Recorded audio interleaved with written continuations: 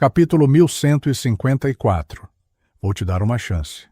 O caminho formado ao anoitecer não parecia conter nada, mas, depois que Ammon e Klein pousaram um após o outro, eles não continuaram caindo como se estivessem andando no chão. Desta vez, Ammon não roubou a distância. Em vez disso, trouxe Klein enquanto eles se aproximavam da majestosa projeção da corte do rei gigante.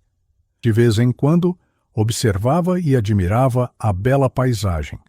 Caminhando acima do mar de nuvens, eles caminharam ao longo de uma ponte ao pôr do sol com o lendário palácio à distância. Era para ser algo alegre e revigorante, mas Klein sentiu como se estivesse entrando no abismo, um passo de cada vez. Quanto mais lutava, mais fundo ele caía. Assim que entrasse na terra abandonada dos deuses, muitas coisas nas quais ele confiava seriam inúteis. Em pouco tempo, Ammon e Klein chegaram à projeção da corte do rei gigante e ficaram em frente ao edifício mais alto. De um lado do edifício havia um campanário e do outro lado uma torre. A porta principal tinha muito mais de 10 metros de altura, sendo principalmente de cor azul acinzentada. Estava coberta de símbolos, linhas e padrões. Era onde morava o rei gigante, o lugar onde o anjo negro Sasrir dormia. Klein olhou para o buraco escuro à esquerda da porta, determinando aproximadamente que a porta não precisava de chave para ser aberta. Caso contrário, os crentes do verdadeiro Criador não teriam conseguido passar. Afinal, a chave naquela época estava na sala de coleta da contra-almirante Iceberg. Em seguida, poderemos entrar na terra abandonada dos deuses assim que a porta for aberta. No entanto, definitivamente atrairemos a atenção de outras pessoas ao fazer isso. Ammon deu uma gargalhada e deu alguns passos na diagonal até a beira da porta. Não abriremos a porta, mas entraremos diretamente. Enquanto falava, o anjo do tempo levantou a mão para ajustar o monóculo. Uma cor azul escura apareceu no canto da porta azul acinzentada. Era uma porta ilusória, sem qualquer sentido de ser corpórea. O poder de abertura de porta de um aprendiz é uma habilidade de nível muito baixo, mas é perfeita quando usada aqui. Ammon baixou sua mão direita e explicou satisfeito. 2 passos, ele passou pela porta ilusória. Não existem poderes Beyonder inúteis, apenas Beyonders inúteis. Se eu empurrar a porta diretamente, chamarei a atenção de outros. Mas de quem? O verdadeiro Criador? Sua residência sagrada, seu reino divino deveria estar em algum lugar na terra abandonada dos deuses. Se eu puder atraí-lo e deixar ele colidir com Ammon, talvez eu consiga encontrar uma chance de escapar. Sem qualquer capacidade de se controlar, Klein seguiu atrás de Ammon, sem deixar muito espaço, entrando pela porta azul escura, embaçada. No momento em que entrou, sentiu o mundo girar ao seu redor. Até mesmo sua espiritualidade parecia estar desmoronada. Depois que a anormalidade desapareceu e sua condição foi restaurada, percebeu que estava em uma praia encharcada pelo brilho do pôr do sol. A areia e as pedras aqui eram todas pretas. Ondas azuis profundas surgiram de longe quando bateram na costa, uma onda após a outra, mas não produziram nenhum som como deveriam. Elas estavam quietas, como uma grande ilusão. Este mar é uma ilusão. Entrar nele provavelmente resultaria em aparecer aqui, mas não é necessariamente o caso ao sair. De acordo com o princípio da reciprocidade, se alguém quiser sair, só poderá abrir a residência do rei gigante, onde o anjo negro Sasrir está dormindo profundamente. Com uma percepção repentina, Klein virou a cabeça e olhou em outra direção. Era uma montanha banhada pelo crepúsculo. Nela havia inúmeros palácios, torres e muitas muralhas majestosas da cidade. Esta era a lendária corte do rei gigante.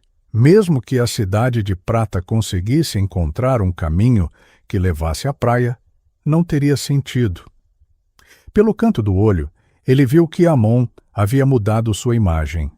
Ele usava uma túnica preta clássica e um chapéu pontudo da mesma cor.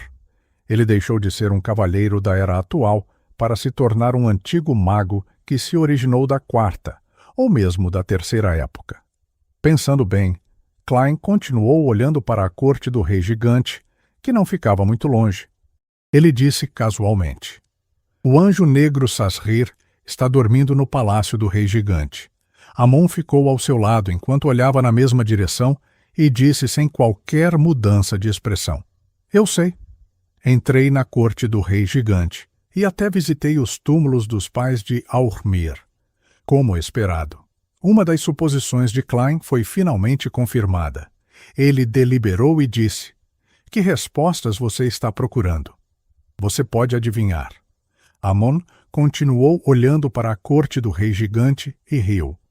"Se eu tivesse alguma ideia, não precisaria perguntar a você." Depois de pensar por alguns segundos, ele disse: "Alguns segredos da primeira época?" "Você pode dizer isso," respondeu Amon, sem muita preocupação. Klein hesitou por um momento antes de dizer: "Você não está curioso sobre a condição do anjo negro Sasrir?" "Estou."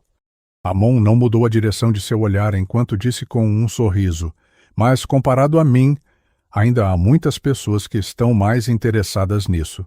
Meu zeloso irmão, o enforcado, o dragão da traição, assim como Meia-Noite, Tempestade e Branco.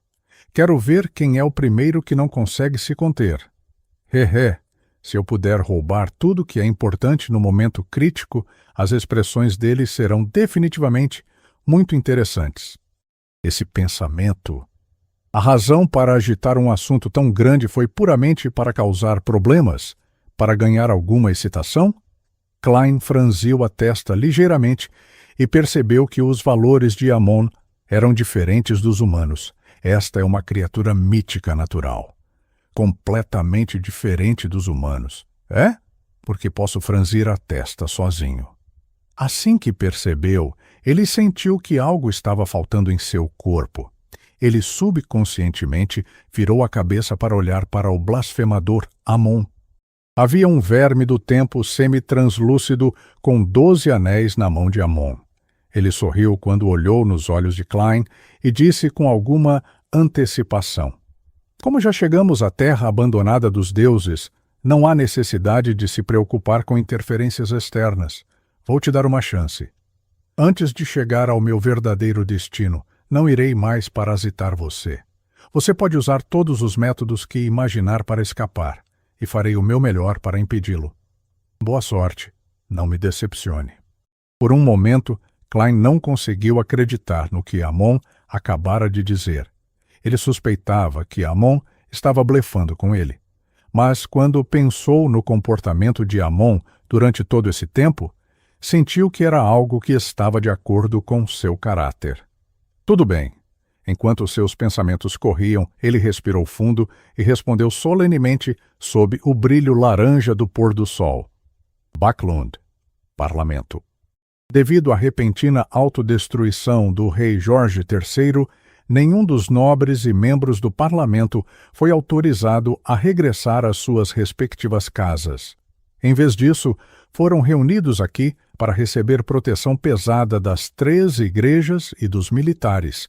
Vestida com um vestido preto puro, Audrey ficou atrás da grade do segundo andar e olhou para baixo em silêncio. Como o assunto aconteceu muito repentinamente e sem qualquer aviso prévio, ela ainda achou surreal, apesar de receber algumas indicações do homundo German Sparrow. Ela parecia ter transcendido a realidade e estava assistindo a uma apresentação. Seu pai, irmão e outros nobres e membros do parlamento estavam reunidos em camarilhas enquanto ocupavam pequenas salas diferentes. De vez em quando, alguém saía da pequena sala, trazendo consigo o cheiro de fumaça e seus trajes cavalheirescos, enquanto corriam para outra roda de discussão. As madames e senhoritas sentaram-se na sala. A maioria delas ainda não tinha recuperado os sentidos, pois seus olhos estavam atordoados e seus corpos tremiam. Os parlamentares e os oficiais militares de média e baixa patente corriam por toda parte. transmitindo informações de diversos lugares. Um soldado vestido com camisa vermelha e calça branca entrou pelo lado de fora e entregou uma pilha de papéis ao oficial encarregado do salão. O oficial olhou para ele e imediatamente chamou seu assistente. Ele apontou para a pequena sala onde Conde Hall e os demais estavam. Sem perguntar nada, o ajudante pegou os documentos e correu em direção ao seu destino. Tudo isso aconteceu em um ambiente muito tranquilo. Apenas o som de passos e sussurros fracos ecoavam no ar. Era como se fosse uma enorme pintura a óleo desenhada na tela do mundo real. As lindas decorações, as cores escuras, as luzes fracas e as expressões nos rostos de todos criaram uma atmosfera extremamente pesada. Audrey franziu ligeiramente os lábios e olhou para ele por um momento. Seu humor ainda estava no ponto mais baixo e ela só conseguiu manter a calma confiando em acalmar. Por que o Senhor Mundo lidaria com o rei? A morte do rei definitivamente trará ódio profundo. Não importa qual seja a sequência do rei, porque ele nunca mostrou isso. Isto não afeta a força geral do reino, mas este incidente é suficiente para explicar uma coisa. As 3 igrejas, a família real e os militares se fragmentaram. O conflito interno é muito sério. A situação com Loen será muito perigosa. Seus inimigos definitivamente não deixarão esta oportunidade passar. Enquanto seus pensamentos corriam, ela viu um homem de casaco preto entrar correndo no parlamento. Ele suprimiu a voz e começou a falar com o oficial encarregado do saguão, como uma espectadora experiente que podia observar as expressões sutis e a linguagem corporal. Ler os lábios era sem dúvida o ponto forte de Audrey. Enquanto observava, interpretou o conteúdo correspondente. O Wintis usou a desculpa do conflito nas fronteiras da Cordilheira Romaces para ali reunir um grande número de tropas. Audrey mordeu o lábio levemente quando aquela sensação familiar de não pertencer àquele lugar surgiu novamente. Era como se tivesse visto a descrição de um romance se desenrolar no mundo real. O cinza do céu parecia ficar mais denso. Ninguém falava na casa onde moravam os Moretti. Benson ficou atrás da janela Uriel com uma expressão solene enquanto olhava para as pessoas correndo pelas ruas. Não se sabia o que ele estava pensando. Melissa sentou-se no sofá ao lado da mesa de centro. Ela abaixou a cabeça e olhou para o maquinário rudimentar feito por ela. Era como se tivesse se tornado uma estátua. A situação ficou ainda mais caótica. Benson exalou ao tocar o cabelo. Ele virou a cabeça para trás e forçou um sorriso. Les Mots. Independentemente disso, Backlund é definitivamente mais segura do que a maioria dos lugares. Melissa não levantou a cabeça. Em vez disso, ela disse com uma voz etérea. Klein encontrou um bom emprego e nossas vidas melhoraram gradualmente. No final, um acidente o levou embora. Saímos de Tingen e você conseguiu um emprego como funcionário público. Entrei na universidade e comecei no caminho certo. No final, a guerra estourou. Não foi fácil para nós nos acostumarmos com esse ambiente.